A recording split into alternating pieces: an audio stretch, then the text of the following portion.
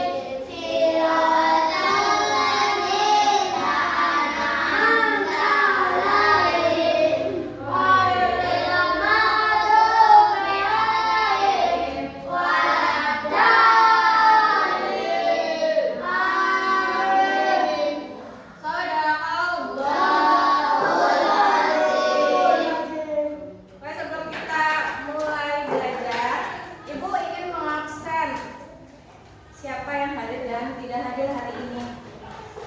Awal Firdaus hadir. Akila hadir. Fajria hadir. Habibi hadir.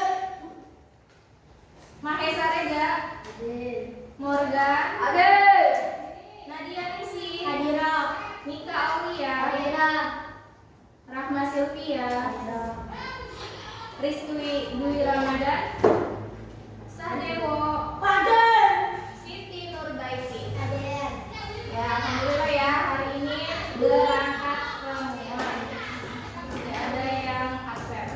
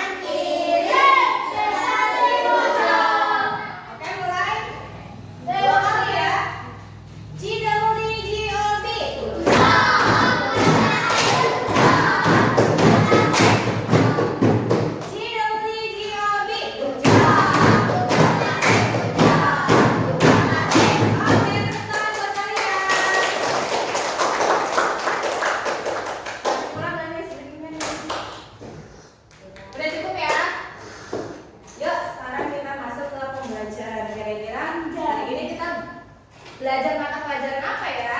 Coding. Ya, coding dan AI. Nah, apa sih coding dan AI? AI itu apa? Robot.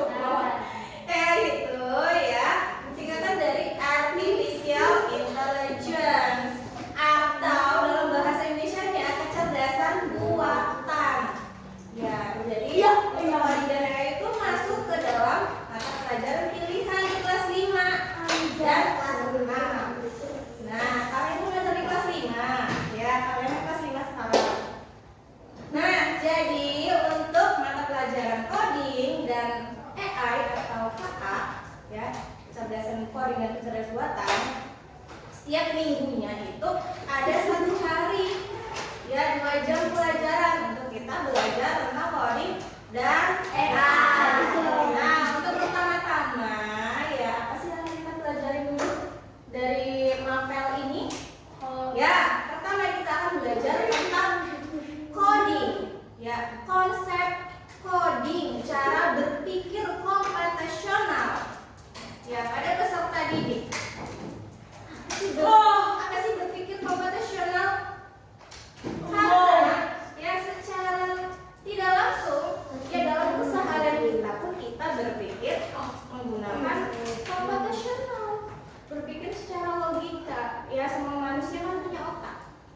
Ya, nah kita itu, ya, secara tidak disadari, ya, dalam keseharian kita gitu itu berpikir komputasional. Tapi kita tidak mengetahui apa sih komputasional itu.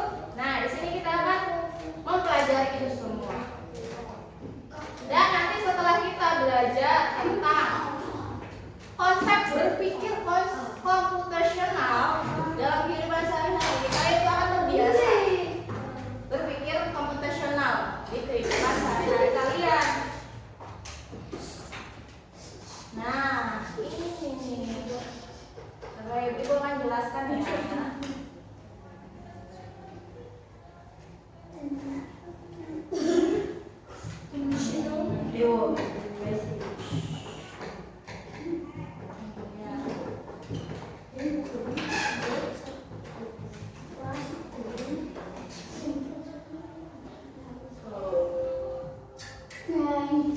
Dan coding ini, ya, yang pastinya berhubungan dengan AI, ya. Coding itu saling berhubungan dengan AI. Dimana kita belajar coding, kita juga mempelajari AI. Nah, asah otak kita dengan berpikir komputasional.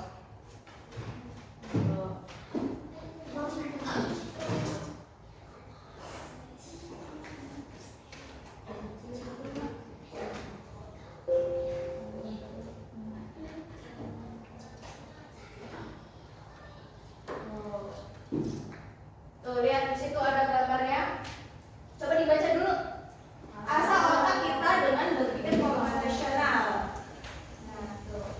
Lihat gambarnya, ada orang yang lagi belajar, ya. Yang belajar tuh menggunakan gadget, ya, menggunakan laptop, menggunakan handphone, menggunakan tablet. Nah, tujuan pembelajaran kali ini, ya, tercapainya nanti kita setelah pembelajaran adalah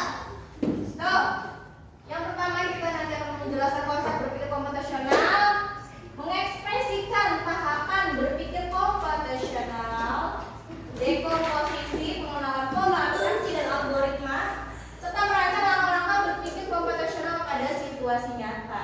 Nah, nanti di akhir pembelajaran kita juga nanti akan mendapatkan, ya, mengidentifikasi masalah dan memecahkan menjadi sebuah masalah, ya, menjadi bagian-bagian kecil atau dekomposisi, serta menentukan pola dari jalan atau petunjuk, mengabaikan informasi tidak penting, ya, dan mendahulukan dan mementingkan sesuatu informasi yang sangat penting atau abstraksi, dan membuat langkah solusi untuk kembali ke jalan yang benar algoritmanya. Nah, nanti kita kan ada sebuah kasus, ya, ada sebuah kasus atau permasalahan, nanti kita itu akan memecahkan masalah tersebut. Nah, coba apa sih berpikir komputasional? Nah, ini nih. Berpikir komputasional. Yuk kita baca bareng-bareng bersama-sama. Proses komputasional adalah proses menguraikan masalah rumit menjadi komponen yang lebih sederhana, mengidentifikasi tren, merumuskan rencana, dan menilai hasil, dikenal sebagai berpikir komputasi atau komputasional. Berpikir komputasional adalah cara berpikir yang digunakan oleh para ilmuwan komputer untuk menyelesaikan masalah secara logis dan sistematis. Ini bukan hanya untuk membuat program komputer, tapi juga untuk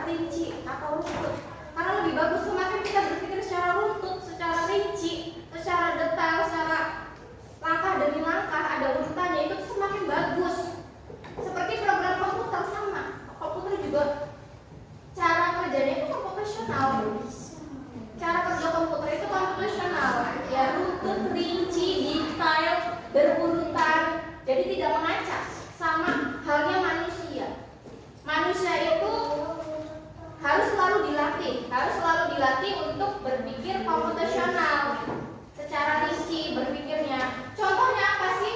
Contohnya ibu kalian itu menyuruh kalian untuk membuat mie rebus. Ibu kalian menyuruh kalian membuat mie rebus. Nah, itu kita bisa lakukan dengan cara berpikir komputasional. Ya, yang pertama apa dulu? Oh ya, tar dulu.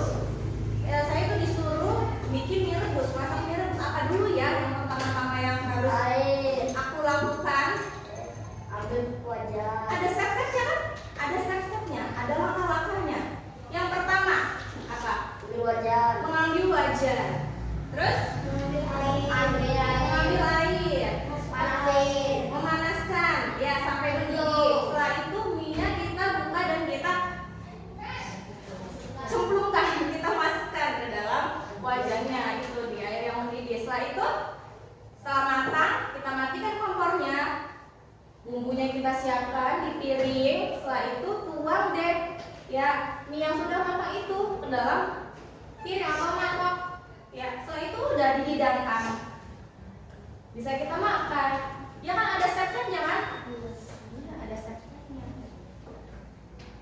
Terus misalnya kalian nih, kalian tuh sama ibu kalian ya ke pasar. Nah, kalian tuh pengen pulang. Tapi tuh ternyata macet di perjalanan dan ada jalan tikus yang bisa kita lalui untuk menghindari macet itu. Ya kan? Pasti kan kalau orang macet, cari jalan lain atau lagi arak-arakan di jalan macet kan? Nah, kita nyari jalan tikus ya, nyari jalan tikus kan untuk menghindari macet itu, ya kan? Nah, kita tuh tidak bisa tanpa kita sadari itu tuh berpikir komputasional. Kita mencari jalan tikus, masuk ke gang-gang, masuk. Akhirnya kita nyampe rumah dan lebih efektif, lebih cepat, lebih efektif dan menghindari macet itu. Masalahnya kan macet, ya kan? Nah itu. Atau kita misalnya banyak bocor di perjalanan. Nah, kita tuh pasti otak kita tuh mencerna ya bagaimana kita memecahkan masalah itu. Awalnya step pertama itu saya langkahnya ngapain dulu ya kalau banyak bocor? Ayo. Nanti setelah itu kamu ngapain lagi ya supaya kita itu berhasil pulang ke rumah dengan selamat. Banyak bocor di jalanan ya misalnya. Apa dulu langkah yang pertama harus kita lakukan? Ya kan? Mencari bengkel. Nah itu maksudnya tuh mencari solusinya dulu. Kita tuh disuruh untuk berpikir komputasional dulu, mencari solusinya, pemecahan masalahnya tuh gimana ya agar kita itu sampai ke rumah tepat waktu dan selamat, ya kan? Itu ada step-stepnya. Jadi intinya berpikir komputasional itu agar kita bisa memecahkan masalah ya dengan tepat. Tuh, lihat. Jadi komponen dalam berpikir komputasional. Tuh, ada dekomposisi, ada pengenalan pola, abstraksi serta algoritma. Dalam dekomposisi, coba bisa dilihat di sini. Jadi dekomposisi itu memecahkan masalah besar menjadi bagian-bagian kecil. Nah, contoh sederhananya menyusun resep makanan. Menyusun resep makanan itu masuk ke dalam dekomposisi. Ya seperti tadi tuh, ibu suruh gimana kalau ibu kalian menyuruh kalian untuk membuat mie rebus.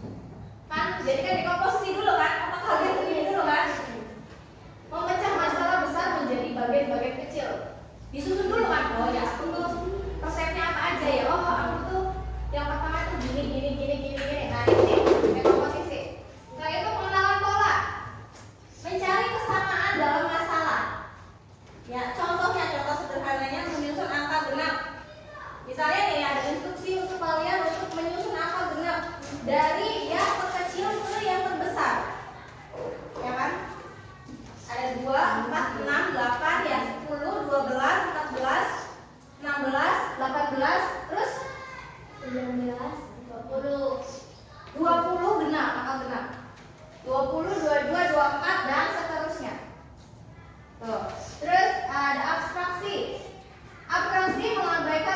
tidak penting dan fokus pada yang penting. Contoh sederhananya, menggambar rumah cukup dengan bentuk dasar. Ya, menggambar rumah cukup dengan bentuk dasar. Misalnya kayak kemarin tuh, minggu lalu kan ibu suruh kalian untuk menggambar bangunan. Nah, tadi kenapa kita harus berpikir komputasional? Ya, yang pertama karena keterampilan masa depan. Di masa depan, salah satu kemampuan yang paling dibutuhkan adalah berpikir komputasional, karena kita harus mengikuti perkembangan zaman. Ya, mengikuti teknologi perkembangan zaman di dunia ini, kita tuh harus dituntut untuk berpikir komputasional. Dan dunia semakin digital, kecanggihan teknologi dan integrasinya ke dalam kehidupan kita sehari-hari adalah semakin meningkat. Ya, jangan sampai ya cara berpikir manusia itu akan tergeser. Ya, jangan sampai cara berpikir manusia itu tergeser oleh teknologi atau perkembangan AI, artificial intelligence. Jadi kita itu harus bisa mengimbangi, ya, harus bisa mengimbangi dengan perkembangan zaman sekarang ini. Siap menerima tantangan? Siap. Oke, di sini ada sebuah studi kasus. Silakan dibaca studi kasusnya. Rina sedang berjalan pulang dari rumahnya, tetapi ia mengambil jalan yang salah dan tersesat. Ia tidak mengenal lingkungan sekitar. Lucunya ia membawa peta sederhana, atau kita anggap saja ya, peta sederhana ini di dalam handphone. Anggap saja peta sederhana di dalam handphone, yaitu Google Maps, ya. Sedangkan kita ini membawa handphone dan ada Google Maps, aplikasi Google Maps di dalam handphonenya. Nah, dan tahu arah rumahnya ada di sebelah timur taman kota. Nah, yang pertama yang ibu tanyakan, bagaimana si Rina ini bisa menyelesaikan masalahnya, ya, sehingga dia itu selamat sampai ke rumah. Tuh, kan ceritanya kan Rina tersesat ya, mengambil jalan yang salah dan dia tuh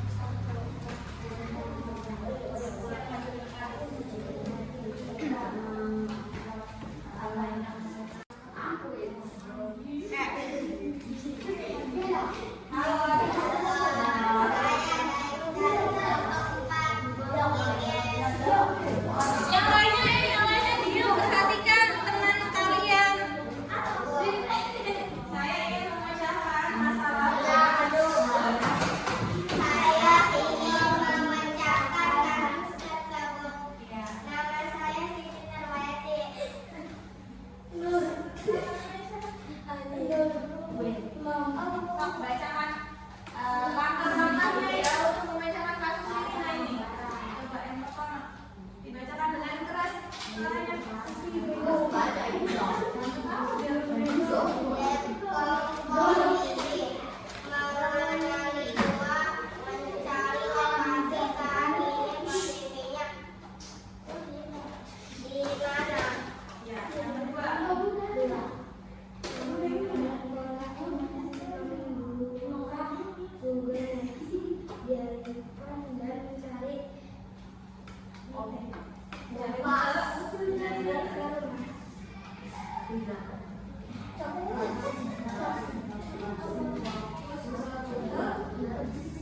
yang ada di Google Maps sambil tanya ke warga sekitar. Yang terakhir algoritma.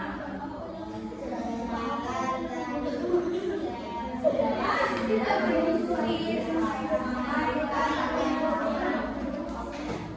Betul tidak, Jay? Setuju tidak nih? Kelompok dari Siti dan kawan-kawan. Yang memecahkan Sirina katanya, kata kelompoknya yang pertama itu mengenali dulu nih, mengenali dan mencari lokasi saat ini, si posisi Sirinanya di mana. Mengenali dulu lingkungannya, sekitarnya, lokasinya di mana. Setuju? Setuju tidak?